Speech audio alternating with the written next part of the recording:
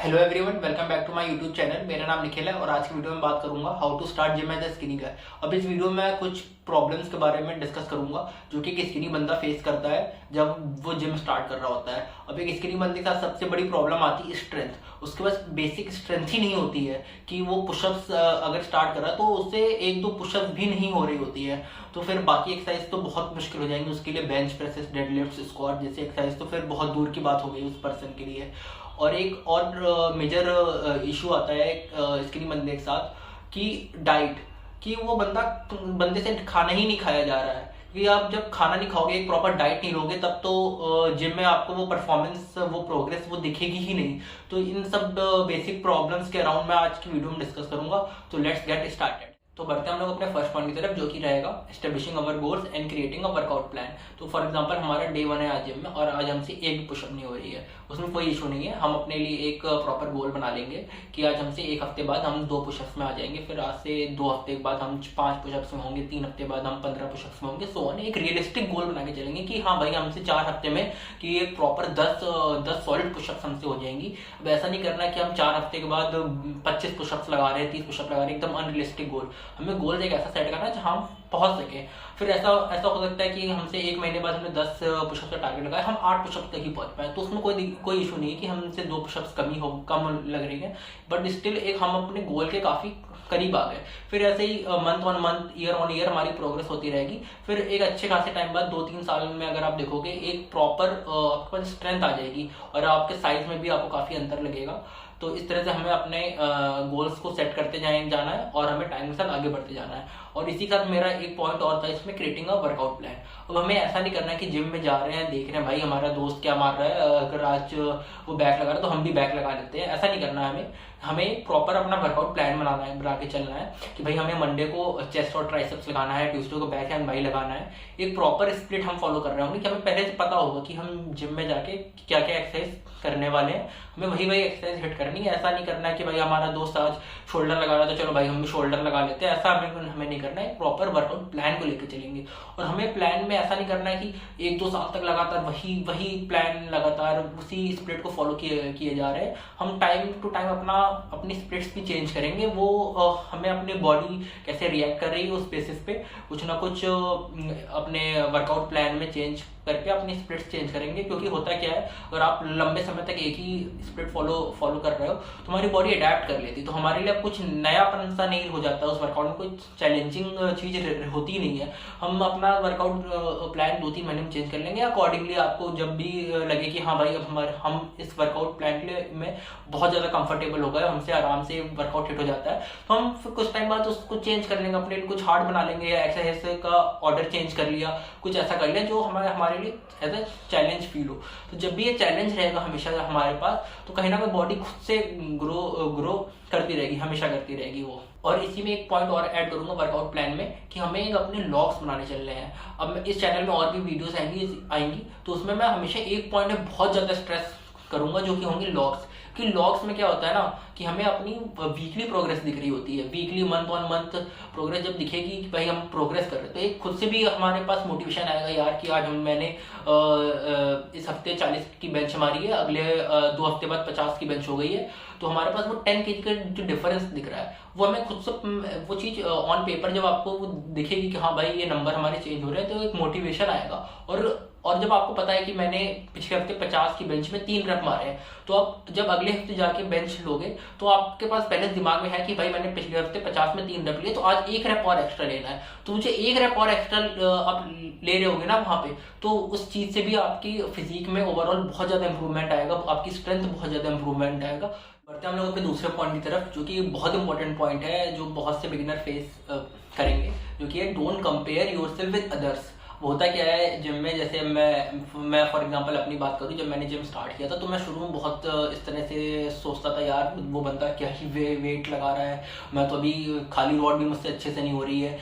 ये जो गिल्ट है ना, ये बहुत खराब चीज है। हमें कभी किसी और से कंपेयर करना ही नहीं चाहिए। वो बंदा पता नहीं कब से ट्रेन कर रहा है, या उसने जब स्टार्ट किया था तब से उसकी फिजिक किस टाइप की थी और मेरी फिजिक किस टाइप की है, हमें कभी किसी से कंपेयर करने का मतलब ही नहीं है। हो सकता है दोनों के लिए जो स्टार्टिंग पॉइंट है वो ऐसा नहीं कि सेम रहा होगा, किसी के लिए अलग है, किसी के लिए अलग है। डिपेंडिंग अपॉन कुछ भी हो सकता है। तो हमें अपनी जर्नी कभी किसी से कंपेयर नहीं करनी है। इसीलिए मैंने अपने फर्स्ट पॉइंट में कहा था कि हमें अपने लॉग्स बना के चलने हैं, क्योंकि लॉग्स में क्या है, मैं खुद की प्रोग्रेस देख सकूंगा। मुझे अपना ग्राफ बढ़ते हुए देखना है, ना कि किसी दूसरे ग्राफ से अपना ग्राफ कंपेयर करना। हो सकता है मेरा ग्राफ किसी दूसरे ग्राफ से नीचे रहेगा, but over a period of time वो चीज हट जाएगी, पूरी तरह से हट जाएगी, पिक्चर से ही हट जाएगी वो चीज। तो हमें अपनी जर्नी किसी और से कंपेयर नहीं करनी, हम अपनी जर्नी खुद से ही कंपेयर करेंगे। हम अपने लॉग से प्रोग्रेस देखते रहेंगे, जो भी आ रहा है रिजल्ट हमें उसमें खुश रहना है। ऐसा नहीं है कि भाई मैं एक दो साल की ट्रेनिंग के बाद आर्नोल्ड बन जाऊंगा, ऐसा नहीं होगा। हमें उस चीज में निराश होने की कोई नीड नहीं। हमें मेरे हाथ में बस मेहनत है मेरी, जो कि मैं कर सकता हूँ, और कोई सी भी चीज मेरे हाथ में नहीं है। मेरे हाथ में मेरी ट्रेनिंग है, मेरी डाइट है, मेरी रिकवरी है। मैं इन तीन चीजों में एकदम 100% अपना दूंगा। बाकी जो भी आएगा रिजल्ट वो I am able to accept it. तो बढ़ते हैं अपने तीसरे पॉइंट की तरफ, जो कि सप्लीमेंटेशन। होता है क्या, स्टार्टिंग में जब कोई बंदा जिम स्टार्ट कर रहा होता है, तो जिम ट्रेनर्स जो होते हैं जिम में, वो अपने क्लाइंट को वो चिपकाने की कोशिश कर रहे थे, भाई तू मास गेनर ले ले, भाई तू क्रिएटिन ले ले, इससे स्ट्रेंथ आ जाएगी, भाई तू प्रोटीन ले ले, ऐसा ये ले ले, वो ले ले, दुनिया भर के सप्लीमेंट्स बता देंगे। और जो नया बंदा है वो कंफ्यूज हो जाएगा, उसको लगेगा हाँ भाई इनसे ही स्ट्रेंथ आएगी, इनसे ही बॉडी बनेगी।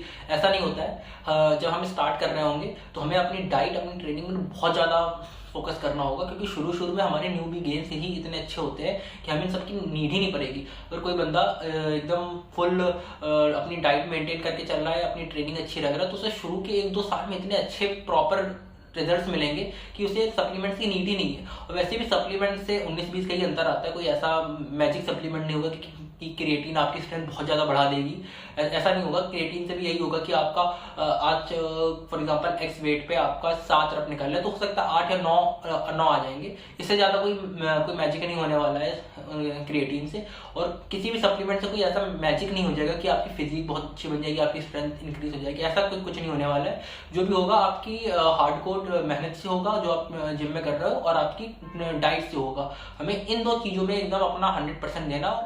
तो बढ़ते हम लोग अपने फोर्थ पॉइंट की तरफ, जो कि है डाइट। अब डाइट एक इतना इंपॉर्टेंट फैक्टर है कि हम लोग चाहे कितनी बच्ची हार्डकोर ट्रेनिंग कर ले, चाहे कितने बच्चे सप्लीमेंट्स ले ले, अगर डाइट हमारी अच्छी नहीं तो जिम में वो रिजल्ट हमें वैसे भी नहीं मिलने वाले हैं।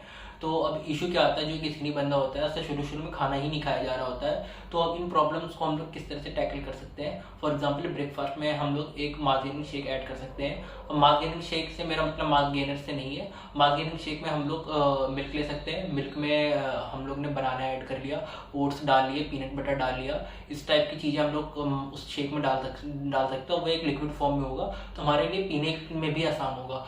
और मास गेनिंग के शेक के साथ हम लोग सत्तू भी ऐड कर सकते हैं। सत्तू एक बहुत अच्छी चीज़ है, उसको भी आप पानी में डाल के पी सकते हो, तो उसमें भी खाने का कोई इशू नहीं है। और इसके साथ एक बहुत इंपॉर्टेंट चीज़ है, जो कि दलिया तो आप दिन में 2-3 बार आराम से ऐड कर लो। दलिया बहुत अच्छी चीज़ होने वाली है, जो कि आपको वाकई जिम में स्ट्रेंथ इंक्रीज करने में हेल्प करेगा। और हमेशा एक एनर्जेटिक, आपको अंदर से एक एनर्जी जैसा फील होगा। तो ये कुछ चीज़ें हम लोग ऐड कर सकते हैं। और रही बात हमारी मेन खाने की, लंच डिनर की, तो फॉर एग्जांपल आप 2 रोटियां खा रहे हो, 3 रोटियां खा रहे हो, तो ऐसा नहीं होगा कि एकदम से आपकी डाइट बढ़ जाएगी। जैसे जैसे आप जिम में प्रोग्रेस करोगे, आपको भी एक थोड़ा भूख लगना स्टार्ट हो जाएगी। तो वो चीज़ एक टाइम के साथ होगी, वो एकदम से ग्रेजुअली नहीं होगी। तो हम लोग इन सब कुछ चीज़ों में ध्यान देंगे, तो हमें कहीं ना कहीं वो रिजल्ट्स मिलेंगे। अब जिम हमें खाली पेट नहीं करना है। जिम से हम 1-1.5 घंटा पहले कुछ खा के जाएंगे, जो कि हमारी एक प्री वर्कआउट मील होने वाली है। तो इसमें हम चाहे तो ब्राउन ब्रेड ऐड कर सकते हैं पीनट बटर के साथ, केला चाहे तो केला खा लिया, बॉयल्ड आलू खा सकते हैं। बॉयल्ड आलू दही के साथ खाएंगे तो ये काफ़ी अच्छा कार्ब सोर्स होगा, हमें एनर्जी काफ़ी मिलेगी। तो अब बात करते हैं हमें जिम से आने के बाद खाना। जिम से आने के बाद हम लोग केला ऐड कर सकते हैं, सोया चंक्स ऐड कर सकते हैं। सोया चंक भी काफ़ी एक अच्छा सोर्स होता है प्रोटीन का। सोया चंक्स हम लोग ऐड कर सकते हैं, या चाहे तो अंडे खा सकते हैं। अंडे भी एक काफ़ी अच्छा सोर्स ऑफ प्रोटीन है। अगर आप अंडे नहीं खा सकते हो, प्योर वेज हो, तो फिर सोया chunk is a very good option. Soya chunk आप ऐड कर सकते हो। बढ़ते हैं हम लोग अपने फिफ्थ पॉइंट की तरफ, जो कि रहेगा स्लीप एंड रिकवरी। और स्लीप एक इतना इंपॉर्टेंट फैक्टर है कि अगर हमें एक प्रॉपर स्लीप नहीं मिलेगी, हमारी बॉडी रिकवर ही नहीं होगी, तो हम अगले दिन जिम में जाके उस इंटेंसिटी से वर्कआउट ही नहीं कर पाएंगे। तो हमें एक अपना सबसे पहले स्लीप टाइम प्रायोरिटाइज करना पड़ेगा कि भाई हमें रात 11 बजे सोना है और सुबह 6 बजे उठना है। एक प्रॉपर स्लीप साइकिल मेंटेन करनी होगी। होता क्या है कि जनरली हॉस्टल के बच्चों के साथ, या इनफैक्ट मैं भी जब हॉस्टल में था तो शुरू में मेरी कोई स्लीप साइकिल ऐसी थी नहीं। रात 2 बजे सो रहा हूँ, 3 बजे सो रहा हूँ, फिर सुबह 9 बजे क्लास है, 10 बजे क्लास है, तो फिर उठ के एकदम से निकल गए। ऐसा नहीं करना। हमें एक प्रॉपर अपनी स्लीप साइकिल बनानी है कि हम 11 बजे सो रहे हैं तो सुबह 6 बजे उठ रहे हैं, सुबह 7 बजे उठ रहे हैं। हमें सुबह उठ के प्रॉपर ब्रेकफास्ट करना है। फिर जैसे फॉर एग्जांपल कॉलेज स्टूडेंट है, फिर आप 7 बजे उठ के ब्रेकफास्ट कर लो, फिर जैसे आपकी क्लासेस हैं वो सब अटेंड करो। एक पैटर्न बनाना पड़ेगा हमें, क्योंकि जब हमारी बॉडी रिकवर नहीं होगी तो हमें दिन भर थकान सी लगेगी, और जब हमारी बॉडी थकी हुई होगी, थकान सी हमें लग रही है, तो फिर जिम में जाके वो हम इंटेंसिटी से वर्कआउट नहीं कर पाएंगे। यही कुछ पॉइंट्स मुझे डिस्कस करने थे आज की वीडियो में। Thanks for watching this video. और अगर ये वीडियो आपको हेल्पफुल लगी हो तो फिर लाइक कर देना। अगर कुछ पसंद ना आया हो तो डिसलाइक करके कमेंट में बता देना क्या आपको अच्छा नहीं लगा। फिर मैं नेक्स्ट वीडियो में उस चीज़ को इम्प्रूव करने का ट्राई करूँगा। तो फिर चलिए मिलते हैं फिर नेक्स्ट वीडियो में। Till then bye bye.